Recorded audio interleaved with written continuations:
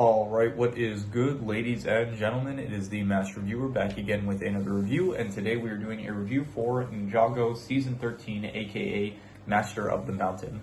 That is right, I rewatched this season, and so let us just get into it, starting off with the plot.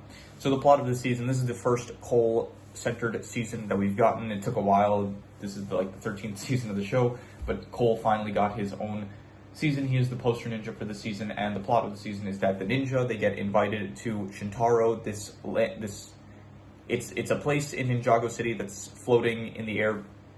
It's elevated, and they get invited to go to Shintaro for Princess Vanya's birthday. She is the princess there, and King Vangelis, he invites the ninja to the land for her birthday. While they're there, though, they end up discovering that there is a mine. There's dungeons in Shintaro, and within the dungeons there's two races. There's the Munces, and then there's the Geckos, and they are being forced into labor. They're being forced to work for the Skull Sorcerer in order to mine Vengestone. It's all spoilers now, for major spoiler for the season. It is revealed that King Vangelis is the Skull Sorcerer, and so he is forcing the Munce and the Geckos to mine Vengestone in order to create the good life that Shintaro is. Like, Shintaro, it's a very extravagant ivory city. It's very nice, and so yeah, in order to fund that, either to fund it or to create the actual city itself, you need Vengestone. And so we heard at some points King Vangelis talking about Vengestone dealings, and that he has someone that he's dealing the Vengestone to in order to, I'm assuming, fund the city. So yeah, he needs people to mine the Vengestone, so he's using the Munce and the Geckos to do so. So the season is basically trying to free the Geckos and the Munce from the Skull Sorcerer, and so you do have the ninja. At first, Cole goes in to try to save them, and then the ninja find out about this, and so the ninja try to go save Cole, and then Cole manages to escape, and so at a certain point, all the ninja, they end up getting separated. You have Kai and Zane with the Geckos, and you have Lloyd, Jay, and Nia with the Munces, and then Cole is with Princess Vanya, and they end up meeting the Lolies, a group of adventurers that initially found the skull that the Skull Sorcerer uses. And they are at Rock Bottom. They are at, literally, that's the place that it's called. It is an area in the dungeons that is the lowest point, I'm pretty sure, in Shintaro.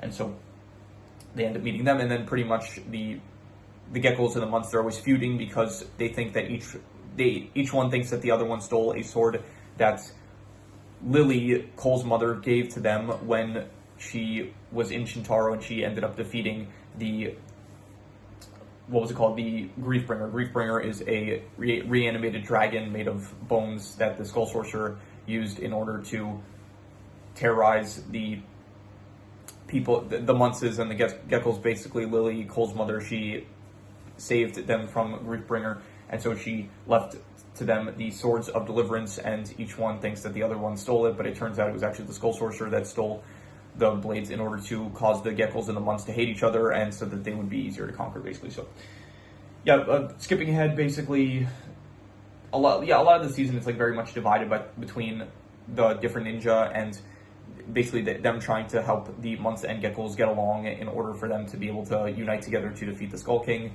not the Skull Sorcerer, aka King Vangelis. And then you do have, towards the end of the season, basically, the ninja end up getting captured. The Munce and the Geckos are also captured once again.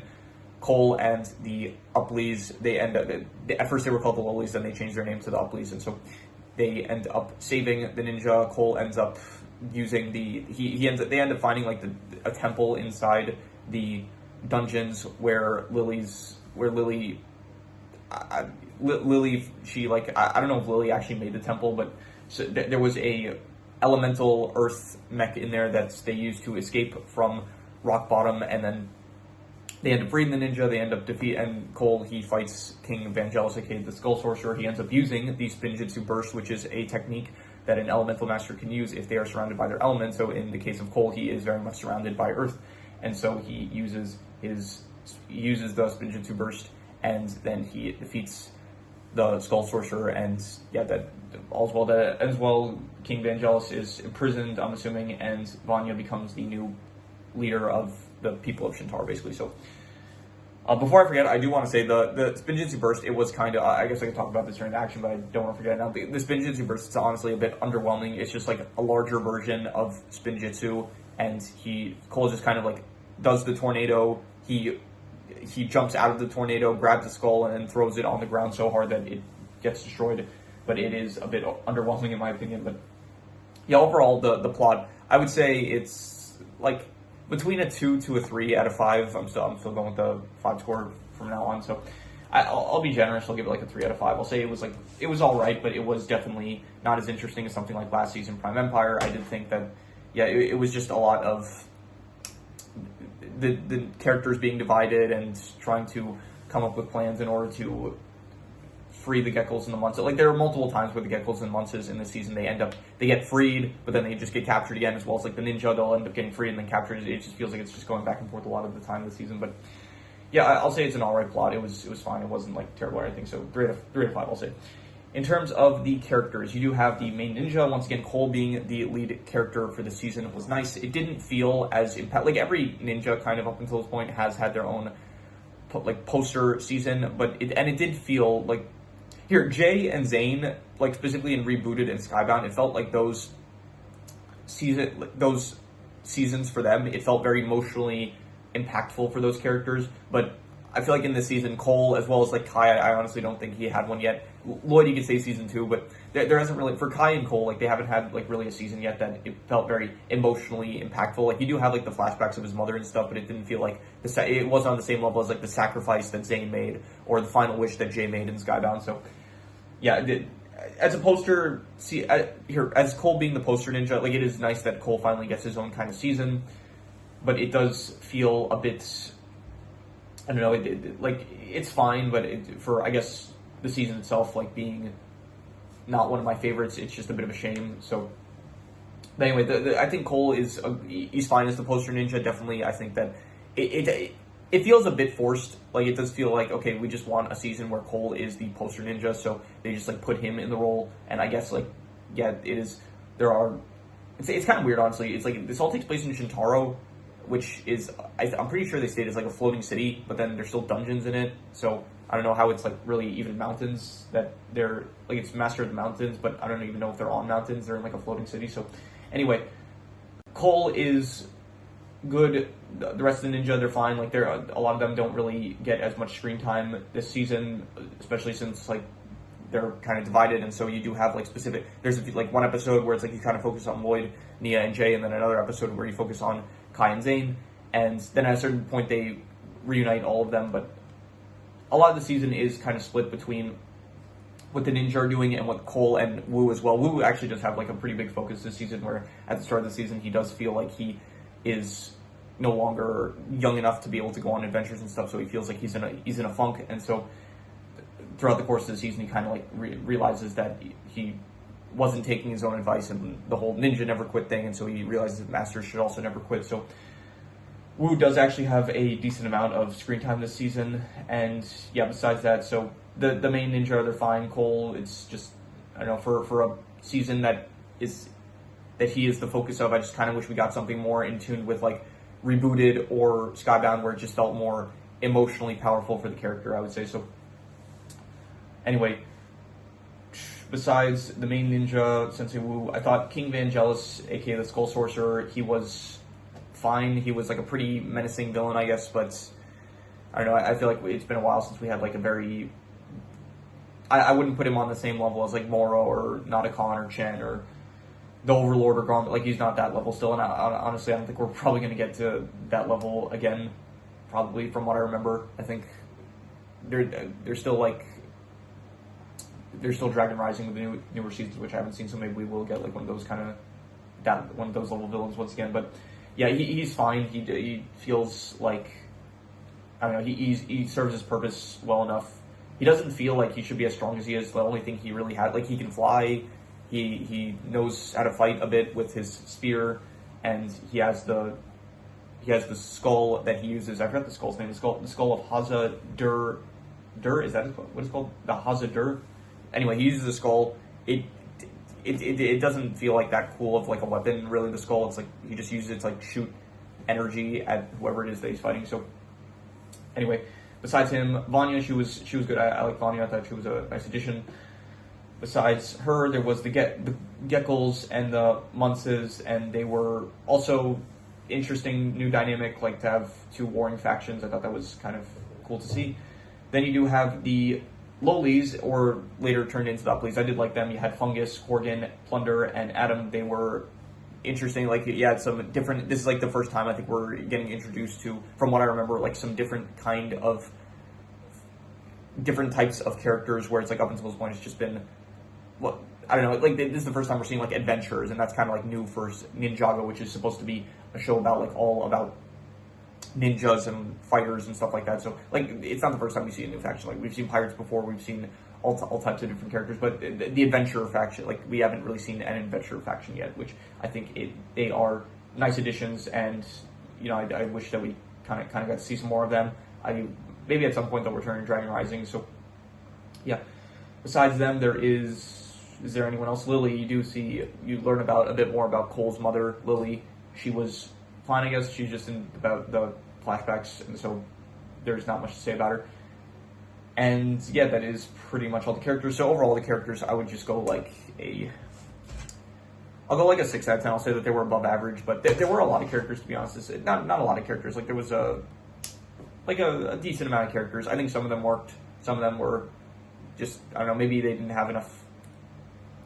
Yeah, I don't know what the issue was really, but I think that just, once again, just this is supposed to be the Cole focus season, and for a season that is like based on Cole, it's like it feels kind of forced. It feels like we're kind of, it doesn't feel like we're naturally following Cole, where it's like rebooted. It felt like Zane was like the natural, like the reason that they spent so much time with Zane, it was like it tied in, I guess, directly to the actual season itself, where of the reboot. Like it feels like, okay, we're in a mountain setting, yes, but it feels like just by chance that Cole ends up getting specifically separated from the rest of the ninja and stuff.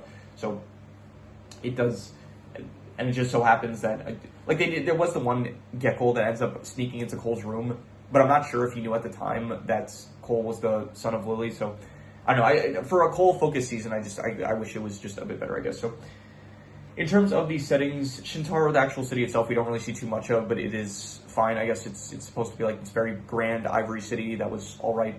And in terms of the actual dungeons, I thought that it was a bit one note. I didn't really think that it was too great. It was very, I don't know, I guess I like the more open areas. It felt a bit like, not claustrophobic, but it was just very, I don't know, the mountains and the dungeons, it just wasn't really the most interesting, I guess. This feels like something that you would more so like a side quest for a different season. It's like, oh, the ninja have to enter a dungeon and then navigate or something. Like this feels like not something that you would have for an entire season's worth of settings, but something that this feels like a setting that you would have for like maybe 1 or 2 episodes. So yeah, I didn't really think that the setting was one of the best. I would give it probably like I'm gonna go like a 4.5. I'm gonna say it was like not good, to be honest. So in terms of the art style, I'll just go the classic 6.5 good, or whatever it is they usually give it.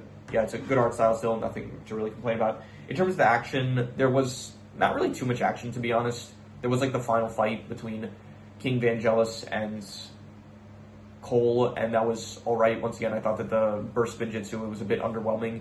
And besides that, I thought the Blades of Deliverance, they weren't even, like, I don't know, King Vangelis kind of, like, explains that, oh, they're not really magic and stuff, they are just, it was a tool that Lily used in order to give the Munts and the Geckles hope so that they wouldn't give up. And so the Blades of Deliverance, they're kind of underwhelming. Like, I would kind of hope that, I kind of wish that they were a bit cooler, like maybe, I don't know, if an Earth Elemental uses them, then maybe they get, like, a power-up or something like that. So they were a bit underwhelming. Besides that, the actual skull itself, the skull of Hazadur, it was not really that cool.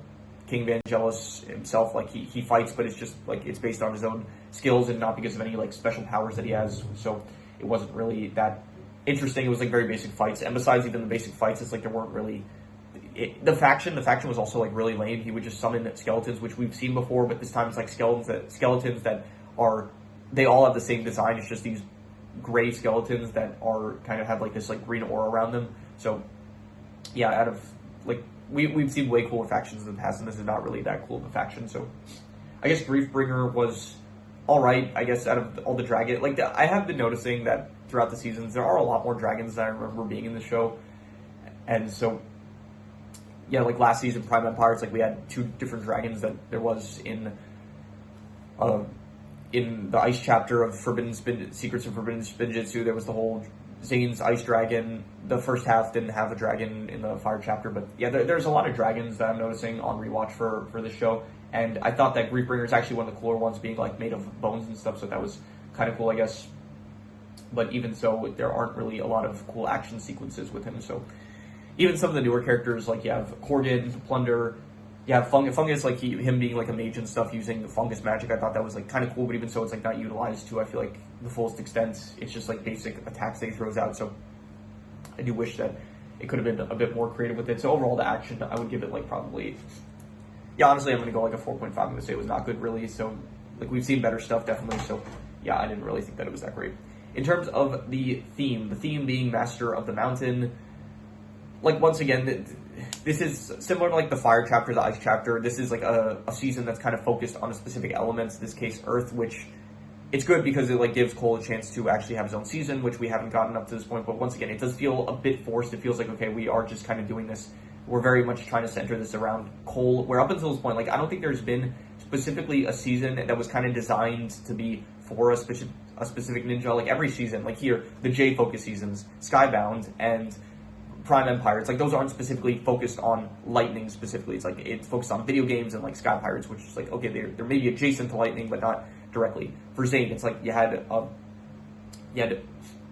like, here, for the one thing I can say, like the Fire chapter and the Ice chapter, they are kind of, even the Fire chapter, it's like it's kind of a Kai. You can even debate that it's like not really a Kai focused season because Kai loses his powers in it. So even like the Fire chapter, it didn't specifically feel like it was based on, like, it felt kind of natural that was for Fire, because Asphira took Kai's fire. I think she even stated that she did it because she was like cold all the years that she was stuck in the tomb. So, and the Ice chapter, I guess it makes sense if it's like the Neverrealm is this place that is designed to be for like covered in snow and ice and stuff. So those felt like natural themes for the season. This season, it's like, I saw like they're in the kingdom of Shintaro, which I'm pretty sure, if I'm not mistaken, I'm going to check this just to make sure. I'm going to pause real quick. Okay, I made a mistake. It's not a floating city. I don't know why. I guess maybe when the ninja, they were carried there by the guards, I assumed that it was floating because they need to be lifted there. It is not a floating city. It is on the top of a mountain. So, okay, fine. It does, I guess it's fine for it to be called Master of the Mountain.